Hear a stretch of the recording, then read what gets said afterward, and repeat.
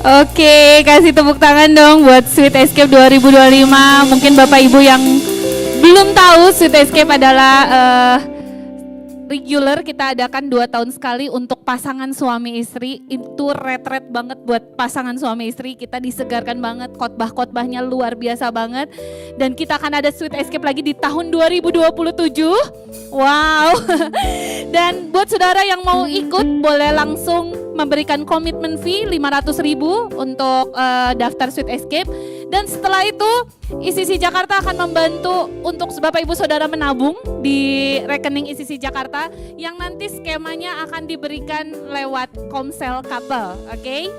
Nah, pendaftaran dan program event lainnya Saudara boleh lihat di aplikasi ALS. Oke, terakhir sebelum dengerin firman Tuhan, saya mau menyambut buat setiap jiwa baru yang baru pertama kali hadir di tempat ini. Bolehkah Saudara lambaikan tangan? Yang baru pertama kali hadir? Ada? ada. Malu gak Bapak, it's okay. Welcome home, selamat datang buat setiap newcomers yang hari ini bergabung. Saudara adalah keluarga untuk kami. Dan hari ini juga kita kedatangan beberapa orang dari Timnas yang dibawa sama Coach Matias. Wow, Timnas ini under 23 tahun, saudara bisa bayangin. Mereka lagi karantina di Hotel Mandarin, tapi karena coachnya orang Kristen, jadi langsung dibawa semua untuk berjemaat dulu, bergereja dulu. Dan boleh nggak kita jemaat Tuhan boleh mendukung setiap mereka yang hari ini datang ke tempat ini buat para Timnas. Welcome, boleh sebentar aja bangkit berdiri. Bangkit berdiri yuk, kita mau doain mereka. Kasih tepuk tangan dong buat mereka. Coachnya juga boleh bangkit berdiri dong, gak usah. Oke. Jemaat Tuhan, boleh nggak kita sekarang bangkit berdiri semua dan kita arahkan tangan ke mereka. Kita mau support, kita mau dukung mereka. Mereka akan tanding nanti di 15 Juli, betul ya Coach? 15 Juli sampai 31 Juli dan akan melawan 11 negara. Wow, dan boleh kasih tepuk tangan dong. Saya rasa kita gereja Tuhan perlu support mereka karena mereka akan membawa nama baik Indonesia dan tentunya juga nama Tuhan dimuliakan lewat mereka. Amin. Mari kita arahkan tangan sebentar untuk mereka. Yes Lord. Kami bersyukur Tuhan buat kesempatan yang luar biasa ini berdiri bersama dengan para anak muda terbaik bangsa ini, para pemain timnas di bawah 23 tahun ini yang Tuhan sudah percayakan untuk membawa nama Indonesia. Kami berdoa Tuhan, kami mau mendukung mereka di dalam doa kami. Kami percaya bahwa Roh Tuhan ada pada mereka, Roh Kudus yang turun atas mereka, Roh Kudus yang memberikan kekuatan, Roh Kudus yang memberikan keberanian, Roh Kudus yang memberikan ketekunan dan semangat juang yang tinggi untuk mereka. Berdoa buat mereka Tuhan, supaya dalam masa karantina ini, dalam masa pelatihan ini, kuasa Tuhan yang bekerja sempurna atas hidup mereka, bukan oleh kekuatan mereka bertanding, tapi karena Roh Tuhan yang ada buat hidup mereka. Kami mendukung di dalam nama Yesus Tuhan, berikan mereka kekuatan Tuhan, dan berdoa supaya Tuhan jagai mereka, enggak ada yang cedera Tuhan selama berlatih, selama bertanding. Kekuatan Tuhan menyertai kehidupan mereka. Berkati buat Coach Matias juga yang melatih mereka. Tuhan berikan hikmat buat Coach Matias. Ada strategi-strategi yang baru yang datangnya dari Roh Tuhan sendiri. Kami berdoa Coach Matias tidak hanya melatih fisik mereka, jasmani mereka, tapi juga kerohanian mereka. Kami berdoa di dalam nama Yesus, mereka bawa nama Yesus di tengah lapangan, mereka bawa nama Tuhan supaya nama Tuhan ditinggikan. Kami berdoa dan mendukung mereka Tuhan. Gereja ICC Jakarta mendukung mereka di dalam doa kami. Terima kasih, tutup bungkus mereka dengan darah Yesus. Thank you Lord, di dalam satu nama Yesus Kristus yang hidup kami berdoa dan mengucap syukur. Semua yang percaya katakan amin. Amin, amin. Dan tetap bangkit berdiri, kita mau sambut pastor yang luar biasa yang akan khotbah hari ini. But saya mau ingatkan, honor the presence, jangan berjalan-jalan selama ibadah. Save the word, saudara catat semua firman Tuhan karena firman Tuhannya pasti luar biasa. Dan yang terakhir adalah be excited.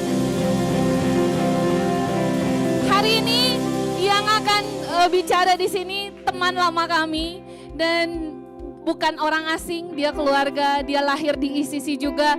Bahkan nama The Bridge Youth, pergerakan youth di gereja kita, The Bridge itu lahir dari beliau karena dulu kita sama-sama melayani di The Bridge, di youth. Dan akhirnya Kanala mengutus beliau membangun jemaat di Amerika, di New Hampshire, gereja City Blessing. Betul ya.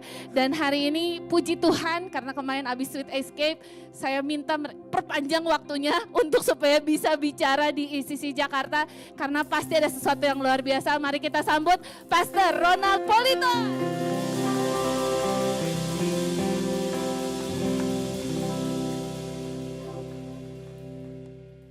Silakan duduk, Bapak Ibu saudara yang kasih Tuhan. Wah, luar biasa. Selalu menjadi sebuah kehormatan untuk bisa melayani tempat ini dan kembali ke rumah. Kita semua bisa berada di luar Indonesia, tetapi Indonesia tidak pernah berada di luar setiap kita. Ada amin? Garuda di dadaku, Tuhan di hatiku. Cakep, oke. Waktunya sebentar, ini agak repot. Biasanya pembicara itu butuh bicara lama, ini dikasih 30 menit. Jadi saudara siapkan Alkitabnya, siapkan handphonenya, semuanya siapkan hatinya. Kita akan mendengarkan firman Tuhan pada pagi hari ini, ada amin. Oke, tema bulan ini yaitu Closer Than Ever. Saya berdoa kita lewat firman Tuhan ini kita boleh menjadi semakin dekat dengan Tuhan. Kita boleh semakin menyerupai Tuhan. Karena ketika kita dekat harusnya ada sebuah kemiripan dengan Tuhan. Pastor Nala selalu ingatkan bahwa nearness is likeness. Jadi semakin kita dekat itu semakin mirip. Kalau saudara senang sekali dengan siapapun dari misalnya drama Korea siapapun, saudara akan semakin mirip, betul nggak? Dari dandanannya, cara jalannya, mungkin ngomongnya. Jadi nearness is likeness, semakin dekat semakin mirip. So closer than ever, kita semakin dekat dengan Tuhan, kita semakin mirip dengan Tuhan. Oke, mari kita langsung kepada firman Tuhan. Kita lihat dari kitab Lukas pasal yang ke-10 ayat 25 sampai ayat yang ke-37. Nah saudara yang kasih Tuhan, beberapa minggu ke belakang saudara baru belajar tentang yang namanya buah-buah roh, betul ya? Buah roh, yaitu the fruit of the spirit. Itu merupakan satu hasil yang kita keluarkan dari kita mengikut dengan Tuhan. Jadi semakin kita ikut Tuhan kembali, kita akan semakin mirip dengan Tuhan. Dan ini ada sebuah perikop yang menarik di Alkitab, di mana Yesus ini menjawab pertanyaan dari seorang ahli Taurat, bahwa apa sebenarnya yang harus menjadi sebuah gaya hidup dari setiap orang percaya. Nah kita lihat ayat yang ke-25, firman Tuhan katakan begini. Pada suatu kali berdirilah seorang ahli Taurat untuk mencobai Yesus. Jadi emang udah dari awal ini rencananya udah untuk ngetes Tuhan nih, mencobai Yesus. Katanya, Guru, apa yang harus kuperbuat untuk memperoleh hidup yang kekal? Jawab Yesus kepadanya, apa yang tertulis dalam hukum Taurat? Apa yang kau baca di sana? Ayat 27, jawab orang itu, kasihilah Tuhan Allahmu dengan segenap hatimu dan dengan segenap jiwamu dan dengan segenap kekuatanmu dan dengan segenap akal budimu. Dan kasihilah sesamamu manusia seperti dirimu sendiri. Saudara lihat, seorang ahli Taurat dia tahu sebenarnya firman Tuhan. Tapi dia ngetes nih, dia mau mencobai Tuhan. Kata Yesus kepadanya, jawabmu itu benar, perbuatlah demikian, maka engkau akan hidup. Jadi ternyata untuk kita hidup, kita bukan hanya harus tahu firman Tuhan, tapi kita harus menghidupi firman Tuhan. Tetapi untuk membenarkan dirinya, orang itu berkata kepada Yesus, dan siapakah sesamaku manusia? Kasihilah sesama manusia, siapakah? Who is our neighbor? Siapa sesama manusia yang harus kita kasihi? Jawab Yesus, adalah seorang yang turun dari Yerusalem ke Yeriko. Ia jatuh ke tangan penyamun-penyamun yang bukan saja merampoknya habis-habisan, tetapi yang memukulnya dan yang sesudah itu pergi meninggalkannya setengah mati. Nah saya mau ajak kita boleh lihat dari tiga karakter. Boleh ada yang tolong bukain. Dari tiga karakter yang ada di dalam perikop ini, jadi ada beberapa orang yang ditulis dalam firman ini. Dan kita akan belajar lewat karakter mereka untuk kita bisa menjadi lebih dekat dengan Tuhan. So, yang pertama di ayat yang ke-31 itu ada di situ ditulis seorang imam dan juga seorang Lewi, the priest and the Levite. Ayat 31 dibilang gini, kebetulan ada seorang imam turun melalui jalan itu, ia melihat orang itu. Coba katakan melihat. Oke, tetapi ia melewatinya dari seberang jalan, katakan melewatinya. Jadi imam ini dia melihat, tapi dia melewati dari seberang jalan. Kemudian ayat 32, demikian juga seorang Lewi datang ke tempat itu ketika ia melihat, sama ya, melihat orang itu, ia melewatinya dari seberang jalan. Saudara sederhana, kalau kita lihat siapa imam, imam itu adalah istilahnya saya, Pastor David dengan para pastor yang ada, pemimpin-pemimpin agama yang ada, pemimpin komsel mungkin, mereka yang memimpin umat, itu imam ya. Pada waktu itu dengan konteksnya zaman sekarang. Dan kalau Lewi itu adalah pada waktu itu orang yang melayani di rumah Tuhan, di bait Tuhan. Para WL, singers yang mempersiapkan semuanya. Sebenarnya kalau kita lihat ya kita semua tidak terkecuali kita adalah Lewi atau pelayan Tuhan. Karena kita melayani Tuhan di rumah Tuhan. Tapi ternyata mereka ini firman Tuhan katakan mereka melihat kemudian mereka melewatinya. Jadi secara sengaja mereka memilih untuk melewati. Sementara ada orang yang sangat membutuhkan, yang kalau di sini ditulis bahwa dia udah dirampok, dia dipukuli dan hampir mati. Nah, saya waktu SMA mungkin di sini tahu itu SMA terbaik di Bandung. Ada amin, Pastor David. Itu wah sering berantem gitu dengan sekolah lain begitu. Dan ada satu teman saya yang memang waduh jawara banget gitu. Jadi saya ngeliat tuh benar-benar orang yang kira-kira seperti ini. Udah dipukulin, udah sampai di got, udah kayak mau mati gitu. Jadi kondisinya seperti apa? Wah itu udah parah banget. Udah dirampok, udah mau mati. Nah ini orang seperti itu. Tetapi ternyata ini sayang sekali, ada seorang Lewi, ada seorang imam, mereka melihat ada sebuah kebutuhan, ada orang yang lemah, ada orang yang terluka, ada orang yang tidak berdaya, powerless, tetapi dia melewatinya. Kemudian sama juga, Lewi juga seperti itu, memilih untuk melewati, membiarkan dan menelantarkannya. Nah saudara yang kasih Tuhan, sebenarnya sebagai orang Kristen itu cukup mengkhawatirkan, sedih kalau dilihat bahwa selalu ada dua sisi dalam kehidupan kita. Di mana kita mau memilih jalan yang mana. Kita melihat ada kebutuhan, kita melihat bahwa ada orang yang butuh pertolongan. Gereja Tuhan ada untuk menjadi jawaban di sana. Tetapi selalu ada dua sisi, di mana apakah kita mau masuk menjawab kebutuhan itu, atau kita mau melewat dari seberang jalan. So, there are always two sides in life, the side of compassion, which is always the side of inconvenience, and the side of sacrifice, and the other side, the side of convenience and the side of comfort. Saudara bisa lihat bahwa kalau kita bilang namanya compassion, ada orang Samaria yang melewatinya, dia memutuskan untuk menolong orang ini. Tapi kalau kita bicara tentang yang namanya compassion, kita bicara tentang melayani, itu selalu bicara tentang yang namanya tidak nyaman atau pengorbanan. Betul ya? Inconvenience and also sacrifice. Nah tetapi kalau kita pilih the other side, itu ya adalah jalan yang nyaman. Aduh repot juga ya kalau nolong orang, mesti berhenti, mesti siapin waktu, mesti melakukan sesuatu. Nah ini kalau kita teliti, kita pelajari, Imam dan Lewi ini itu dikatakan mereka dari Yerusalem, mereka sedang berjalan ke arah Yeriko. Ada beberapa penelitian dikatakan mungkin mereka baru selesai pelayanan. Oh dari Yerusalem, kayaknya pelayanan sepertinya pelayanan habis pelayanan capek ya. Kalau habis pelayanan kan capek, habis konseling orang dan layani orang dan lain sebagainya. Jadi udah deh biar yang lain aja deh yang itu. Gitu. Atau mungkin juga mereka justru sedang mau melayani ke Yeriko. Wah dengan nama pelayanan, oh gak bisa nih saya ada jadwal pelayanan. Saya gak bisa, sementara ini ada yang membutuhkan. Tapi kembali mereka memilih untuk berjalan atau melewatinya. Melihat ada kebutuhan, mereka dengan sengaja melaluinya dengan mungkin pertimbangan-pertimbangan tertentu, gak mau repot, gak mau kotor dan lain sebagainya. Yang lebih menyedihkan sebenarnya kalau kita lihat bahwa nama besar atau nama yang kita pegang Christians itu berarti the followers of Christ. And also the disciples, kita adalah murid-murid Tuhan. Tetapi kita tidak mencerminkan sebagai murid Tuhan. So, sacred names are no guarantee for sacred services. And Christians doesn't always represent Christ. And I think it's a terrible thing. Kalau kita dipanggil sebagai murid Tuhan, kita dipanggil sebagai orang percaya, tapi kita Kristen, tapi kita tidak hidup seperti Kristus. Kita mungkin punya nama, wah ini pastor yang luar biasa, pastor yang besar. Saya pikir dari awal saya ditekankan tuh bahwa kita adalah pelayan Tuhan. Pelayan Tuhan adalah kita melayani Tuhan. Dan melayani selalu berbicara tentang pengorbanan.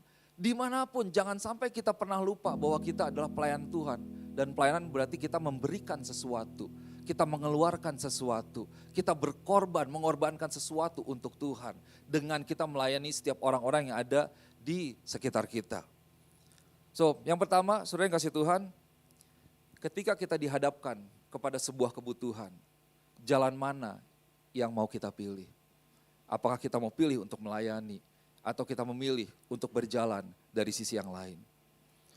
Karakter yang kedua kita lihat, ada seorang Samaria itu the good Samaritan ya, orang Samaria yang baik hati atau yang murah hati. Kita lihat ayat 33. Lalu datang seorang Samaria yang sedang dalam perjalanan ke tempat itu. Ketika ia, sekali lagi, melihat orang itu, tergeraklah hatinya oleh belas kasihan. Ia pergi kepadanya dan dia melakukan sesuatu, ini yang pertama. Dia membalut luka-lukanya. Sesudah itu ia menyiraminya dengan minyak dan anggur, itu bicara satu hal yang mahal yang dia berikan. Kemudian ia menaikkan orang itu ke atas keledai tunggangannya sendiri lalu membawanya ke tempat penginapan dan merawatnya. Berarti dia bersusah payah, dia taruh, kemudian dia bawa, dicariin penginapan, kemudian di dalam penginapan bukan ditinggalkan begitu saja, dia merawatnya. Keesokan harinya ia menyerahkan 2 dinar kepada pemilik penginapan itu katanya, rawatlah dia dan jika kau belanjakan lebih dari ini, aku akan menggantinya waktu aku kembali. Wah ini satu cerita yang luar biasa nih.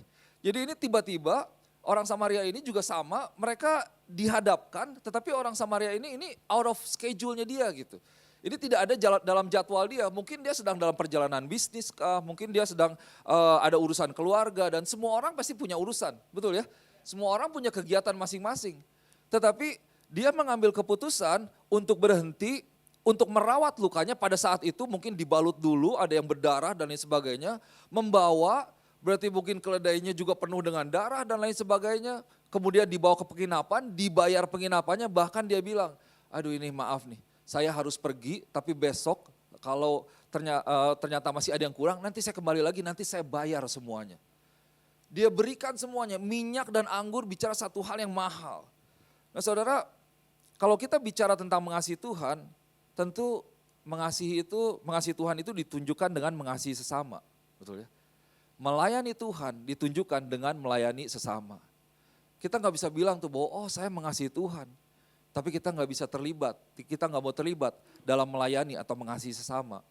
Karena itulah sebenarnya refleksi atau ekspresi dari kasih kita kepada Tuhan dengan mengasihi sesama kita. Dan kembali kalau kita bicara tentang melayani itu selalu ada pengorbanan di dalamnya. Berarti ada yang kita berikan. Kalau dibilang kita berikan berarti itu bukan buat kita. Satu hal yang dari kita untuk orang lain, yang dinikmati oleh orang lain. Kalau kita bicara tentang buah roh, buah tidak dinikmati oleh pohonnya sendiri, tapi dinikmati oleh orang lain. Berarti ada hal-hal dari kehidupan kita yang dinikmati oleh orang lain. Dan mungkin kita keluar, kita jadi rugi, kita jadi kehilangan, kita jadi berkurang bagian kita. Tapi kita berikan itu semua untuk melayani Tuhan. Jadi saudara yang kasih Tuhan, saudara bayangkan bahwa orang Samaria ini bisa menjadi orang yang bisnis misalnya, ada kegiatan, tapi dia menunda kegiatannya, mungkin dia membatalkan urusannya. Kalau sekarang mungkin udah WhatsApp dulu bro, tunggu bro, ini gue mesti melakukan sesuatu nih. Gak bisa, maaf, tunggu. Tapi dia lakukan itu loh. Dia berikan waktunya, dia berikan tenaganya, dia berikan uangnya dan lain sebagainya. Nah ini bicara tentang apa? Ada satu kehidupan yang bersedia untuk diinterupsi. Gitu. Wah kita kan sering kali aduh Tuhan gak bisa deh, Tuhan maaf saya ada begini. Gitu, Tuhan nanti deh doa misalnya melayani, aduh Tuhan saya perlu melakukan ini. Nah seringkali orang kan bilang begini, bahwa aduh pastor maaf saya gak punya waktu gitu ya. Saya lagi gak ada waktu, lagi fokus sama hal ini. Sebenarnya saudara kasih Tuhan saya percaya kita semuanya punya waktu. Cuma apakah itu menjadi prioritas atau tidak dalam hidup kita. Kalau itu menjadi prioritas kita akan berikan waktu kita. Seringkali kita melakukan sesuatu yang bahkan tidak prioritas, tidak esensi, tidak signifikan, tidak membangun kehidupan kita atau orang lain. Cuma ya mungkin santai, main game, ngopi. Padahal sebenarnya ada kesempatan yang luar biasa untuk kita boleh melayani Tuhan. So, pertanyaan buat kita sederhana. Bersediakah kita atau hidup kita diinterupsi untuk kita bisa melayani orang lain? Yang menjadi gambaran bahwa kita melayani Tuhan dalam kehidupan kita. Kita kembali kepada Lukas 10 ayat 36 ya. Ini pertanyaan Yesus kembali kepada orang yang coba ngetes kepada ahli Taurat itu. Ayat 36 Tuhan bilang begini. So, siapakah di antara ketiga orang ini menurut pendapatmu adalah sesama manusia dari orang yang jatuh ke tangan penyamun itu? Jawab orang itu, orang yang telah menunjukkan belas kasihan kepadanya. Nah kata Yesus kepadanya, pergilah dan perbuatlah demikian. Nah saudara yang kasih Tuhan, di dalam pelayanan yang menjadi dasar kekuatan kita cuma satu sebenarnya, yaitu belas kasihan yang dari Tuhan. We are driven by compassion.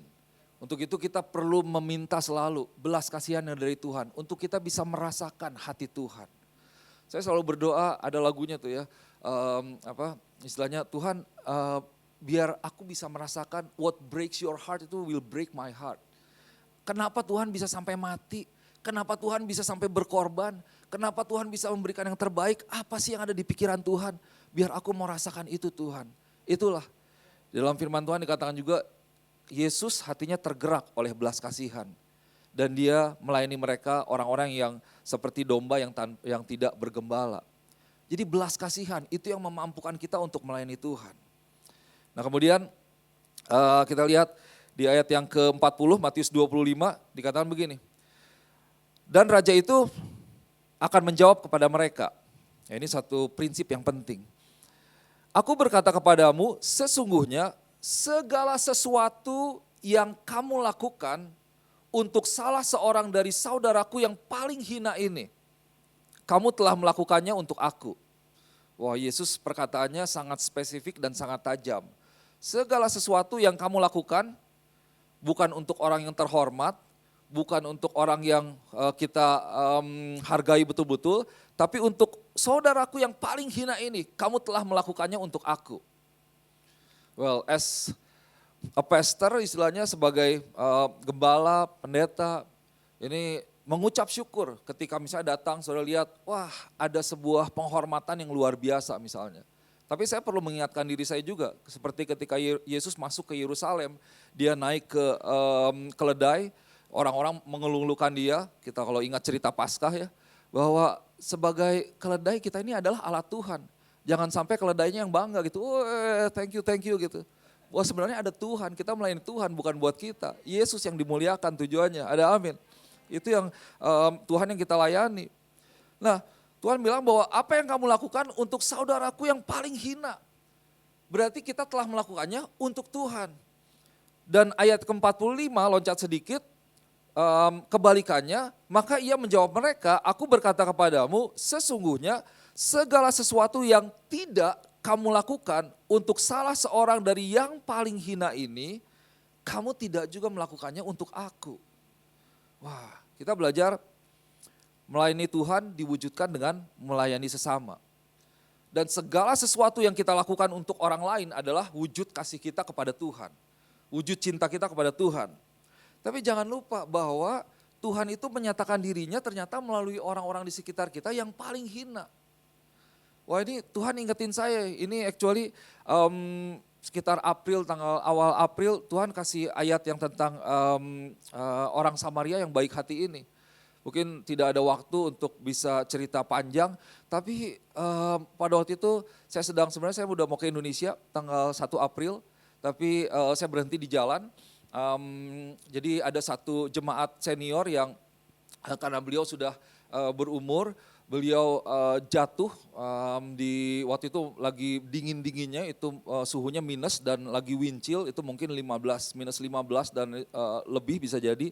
Beliau jatuh Dan ada puji Tuhan ada anak-anak muda waktu itu hari Sabtu yang mereka keluar mau cari sunrise dan telepon ke mamanya, ini ada yang jatuh, dan mamanya telepon ke saya, Pastor ini ada yang jatuh nih jemaat Pastor.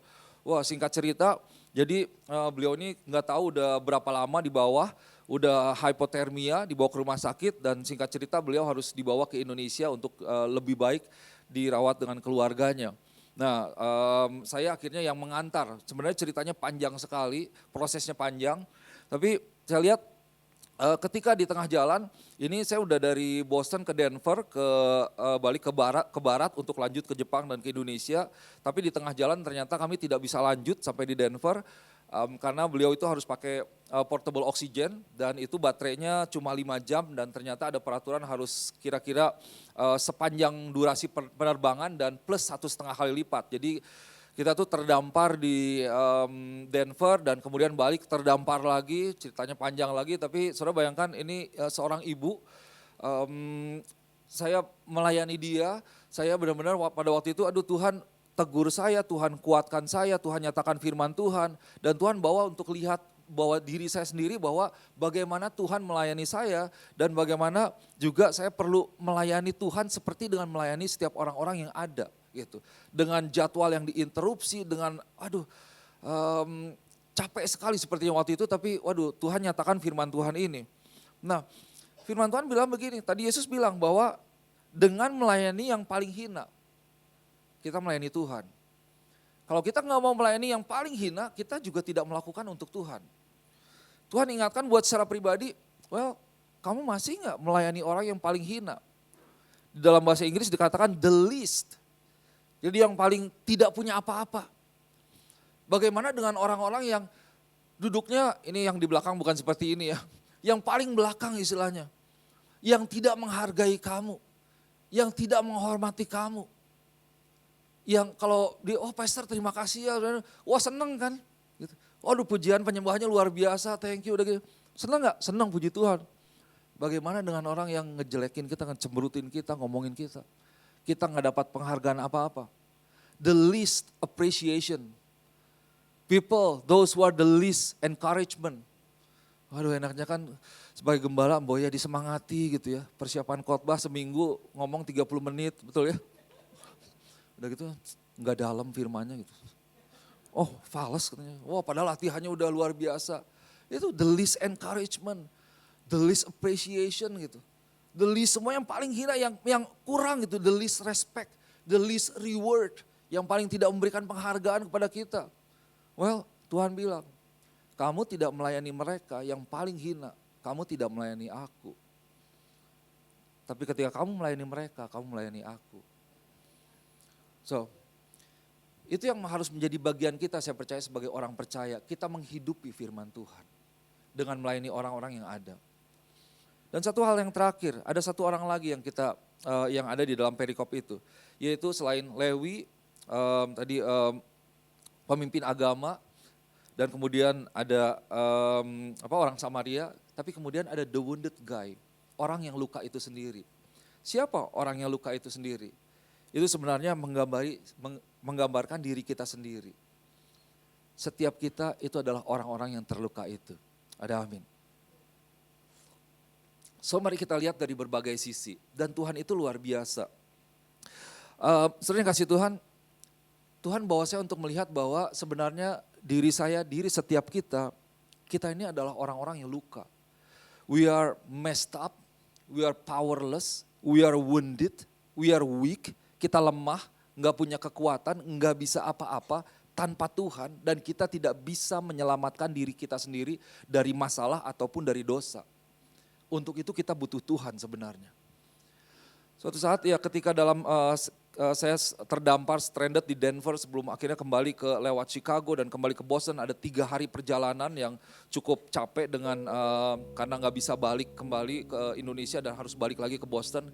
Itu suatu saat saya sedang shower, terus Tuhan nyatakan firman Tuhan ini tentang orang Samaria ini. Aduh, di situ saya nangis sejadi-jadinya, saya nangis benar-benar sampai sesenggukan. Aduh Tuhan, Engkau begitu luar biasa. Saya ini tidak bisa apa-apa, saya tidak punya apa-apa, saya tidak mampu apa-apa tanpa Tuhan. tapi Tuhan yang menjangkau. Dia memberikan segala, dia bersedia untuk diinterupsi, bersedia gaya hidupnya berubah dari yang di surga, turun ke bumi, mengambil rupa seorang hamba, mati sampai di kayu salib. Memberikan yang terbaik buat saya. Wah, saya berdosa again and again and again. Kalau saya bilang Tuhan, saya mengecewakan Tuhan lagi dan lagi dan lagi. Tapi Tuhan tetap setia. Tuhan berkorban untuk saya bisa ada di tempat ini sekarang dan buat setiap kita di tempat ini. Dan firman Tuhan katakan, tanpa Tuhan kita ini seperti domba tanpa gembala. Saudara tahu domba itu adalah makhluk yang paling lemah salah satunya. Dia nggak punya gigi yang tajam untuk menggigit, betul ya?